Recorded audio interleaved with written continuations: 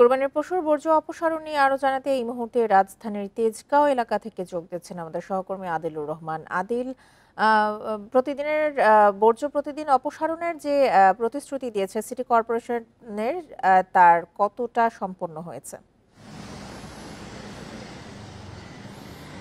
Bundle থাকলে প্রতি সেনমানিতে টাকা বাঁচবে। বিকাশ সেনমানি বান্ডেল কিনে জিতুন প্রতি লেনদেনে। দেখুন, সিটি কর্পোরেশন দাবি করেছে, ঢাকা দক্ষিণ সিটি কর্পোরেশন দাবি করেছে যে 9:10 মধ্যে গতকাল তারা শতভাগ বর্জ্য অপসারণ করেছে এবং ঢাকা উত্তর সিটি কর্পোরেশন 10:35 দাবি করেছে যে তাদের শতভাগ বর্জ্য অপসারণ হয়েছে। আমি এই মুহূর্তে আছি ঢাকা উত্তর সিটি কর্পোরেশনের 24 নম্বর ওয়ার্ড, এই ওয়ার্ডের আসলে তেজগাঁও এলাকায়। তেজগাঁও এলাকাটিতে আসলে আমরা যেটি দেখতে পাচ্ছি যে এখনো বর্জ্যের স্তূপ করে রাখা হয়েছে, অর্থাৎ এই যে বর্জ্য, এখানে কোরবানির বর্জ্য যেমনি আছে তেমনি ঠিক এই সড়কটির পাশে একটি হাট বসেছিল, তেজগাঁও পলিটেকনিক ইনস্টিটিউট যে মাঠের হাট, সেই যে বর্জ্যগুলো, সেই বর্জ্যগুলো এখানে আসলে স্তূপ করে রাখা হয়েছে। এরই মধ্যে এখানে বর্জ্য এবং যে গতকাল যে কোরবানি, সেই কোরবানির রক্তে এই জায়গাটিতে আসলে দুর্গন্ধ সৃষ্টি হচ্ছে।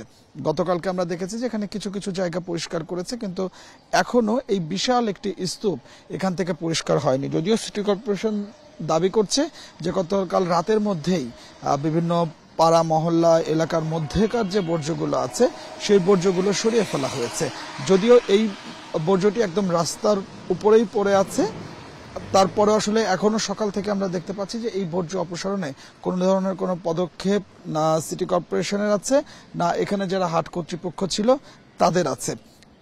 এখন পর্যন্ত আসলে সিটি কর্পোরেশনের যারা কর্তারা আছেন, বিশেষ করে এই ওয়ার্ডের বা এই জোনের যারা দায়িত্বে আছেন, তাদেরও সকাল থেকে আমরা কোনো দেখা পাইনি, কোনো পরিচ্ছন্নতা কর্মী কোনো দেখা পাইনি এই জায়গাটিতে যে এই বর্জ্য অপসারণ তারা করছেন বা এই বর্জ্য আসলে কখন নাগাদ এখান থেকে অপসারণ করা হবে সেই চিত্রটি বা সেই তথ্যটি আমরা এখন পর্যন্ত আসলে নিশ্চিত হতে পারিনি। যদি আমরা নগরবাসীর কাছ থেকে যেটি জানতে পারছি যে বিভিন্ন পাড়া মহল্লায় ছড়িয়ে ছিটিয়ে এখনো বর্জ্য আছে, তবে কিছু কিছু এলাকায় পরিষ্কার পরিচ্ছন্নতা হয়েছে, সেই জায়গাটিতে পরিষ্কার পরিচ্ছন্নতার পর সিটি কর্পোরেশন ব্লিচিং পাউডার দিয়ে দিয়েছে। তবে শতভাগ বর্জ্য অপসারণের যে দাবিটি করা হচ্ছে দুই সিটি কর্পোরেশনের পক্ষ থেকে, রাজধানীবাসী বলছেন যে এই দাবিটি আসলে অমূলক, এই দাবিটি করা আসলে ঠিক হয়নি।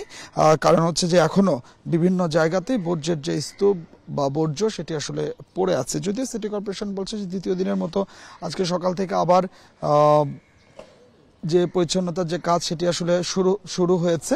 তো সব মিলিয়ে আসলে যেটি বলা যায় যে এখনো বিভিন্ন জায়গায় বর্জ্য ছড়িয়ে ছিটিয়ে থাকতে দেখছি। আমার কাছে তেজগাঁ থেকে এটি ছিল এখনকার সবশেষ। কোরবানির পশুর বর্জ্য অপসারণের সবশেষ তথ্য নিয়ে জানাচ্ছিলেন তেজগাঁও থেকে আমাদের সহকর্মী আদিলুর রহমান। বর্জ্য অপসারণের তথ্য নিয়ে জানাতে এই মুহূর্তে রাজশাহী থেকে যোগ দিয়েছেন আমাদের সহকর্মী মুস্তাফিজুর রহমান। মুস্তাফিজ, রাজধানীর দুই সিটি কর্পোরেশন তো প্রতিদিনের বেলা প্রতিদিনই অপসারণের কথা জানিয়েছে, রাজশাহীর কি অবস্থা?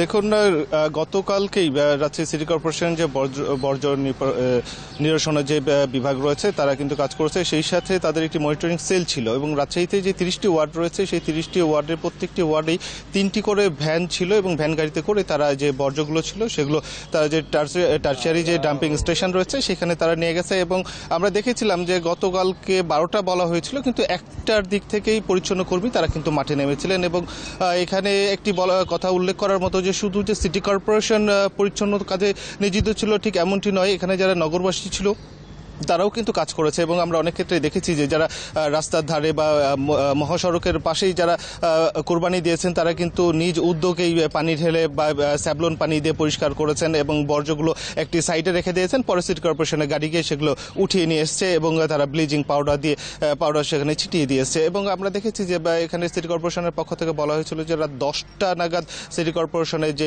বর্জ্যগুলো রয়েছে সেগুলো তারা টার্সিয়ারি যে ডাম্পিং স্টেশন রয়েছে সেখানে নিয়ে যাবে এবং তারপর তারপরে যে মূল যে ভাগাড় রয়েছে সেইখানে তারা নিয়ে যাবে। এবং এখন পর্যন্ত আমরা দেখেছি যে সিটি কর্পোরেশনের বিভিন্ন যে স্থানগুলো রয়েছে সেখানে কিন্তু বর্জ্য পড়ে আছে, এমন চিত্র খুব একটি দেখা যায়নি।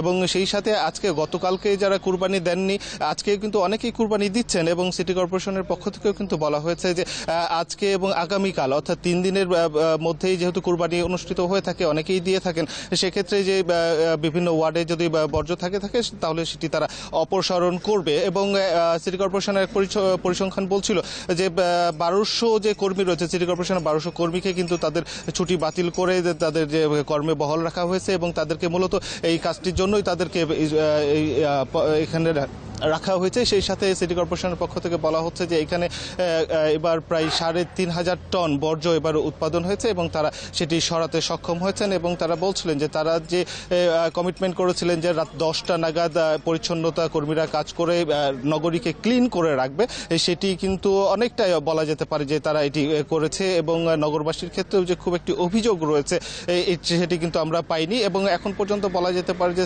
রাজশাহী যে 30টি ওয়ার্ড রয়েছে সেখানে বর্জ্য অপসারণ অনেকটাই নিরসন হয়েছে বলা যেতেই পারে। এই ছিল রাজশাহী থেকে সর্বশেষ। রাজশাহী থেকে কোরবানির বর্জ্য অপসারণের সবশেষ তথ্য জানাচ্ছিলেন সহকর্মী মোস্তাফিজুর রহমান।